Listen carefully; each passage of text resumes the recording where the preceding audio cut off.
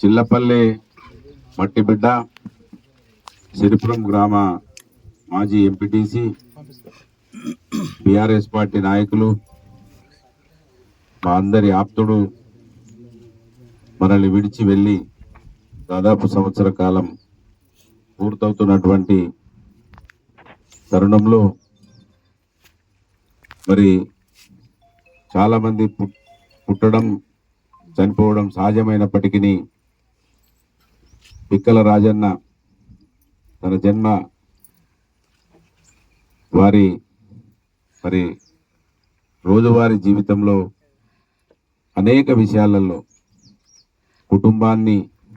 ప్రేమిస్తూ ఈ సమాజాన్ని ప్రేమించినటువంటి విషయాలం అనేక మనం చూసినాం. ఇవాళ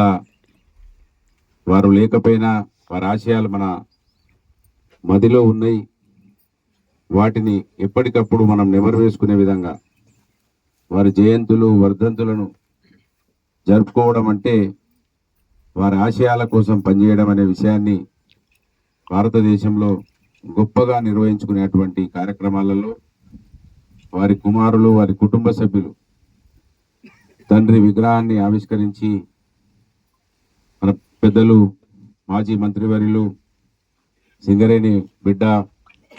అందరికీ ఆప్తుడు ఈ ప్రాంతంలో అనేక మందికి సుపరిచితులు వారి చేతుల మీదుగా వారి విగ్రహాన్ని ఆవిష్కరించుకోవడం చాలా సంతోషమైన విషయాన్ని వారి కుటుంబ సభ్యులందరినీ కూడా మనస్ఫూర్తిగా అభినందిస్తూ ఇప్పుడే ఈశ్వరన్న అంటా ఉన్నాడు, ఇవాళ మారుతున్నటువంటి కాలంలో ఈ కంప్యూటరైజంలో మన బంధుత్వాలు మన ప్రేమలు ఆప్యాయతలు రోజు రోజు క్షీణించిపోతా ఉన్నటువంటి ఈ తరుణంలో కూడా తండ్రిని గొప్పగా పూజించుకోవడం అనేది ఆ పిల్లల్ని మనం అభినందించాల్సిన అవసరం ఉన్నది.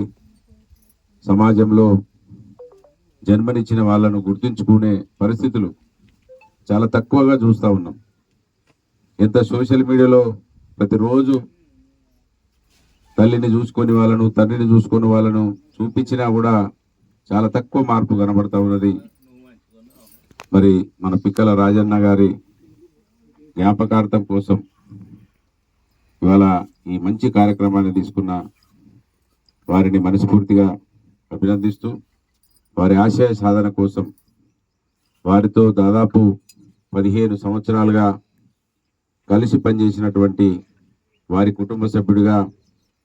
రాజన్న ఏ విధంగా తపన పడేది గ్రామాభివృద్ధి కోసం పార్టీ యొక్క మరి అభ్యున్నతి కోసం ఏ విధంగా నాతోటి గొడవ పడేది ఏ విధంగా ఈ సమాజాన్ని ప్రేమించేదో నేను దగ్గరుండి చూసిన కనుక వారి కొడుకులలాగానే నేను ఒక కొడుకులాగా వారి ఆశయం కోసం పనిచేస్తానని ఈ సందర్భంగా బీఆర్ఎస్ పార్టీ నాయకులకి అందరికీ కూడా వారి కుటుంబానికి కూడా తెలియజేస్తూ మరి చాలా సంతోషం. మంచి మా ఈశ్వరన్న కూడా పిలవగానే పెద్ద కార్యక్రమమా చిన్న కార్యక్రమం అని చూడకుండా మనల్ని అందరినీ సంతోష పెట్టడానికి వచ్చేసిన వారికి మన పార్టీ కుటుంబ సభ్యుల పక్షాన హృదయపూర్వకంగా అన్న కూడా ధన్యవాదాలు తెలియజేస్తూ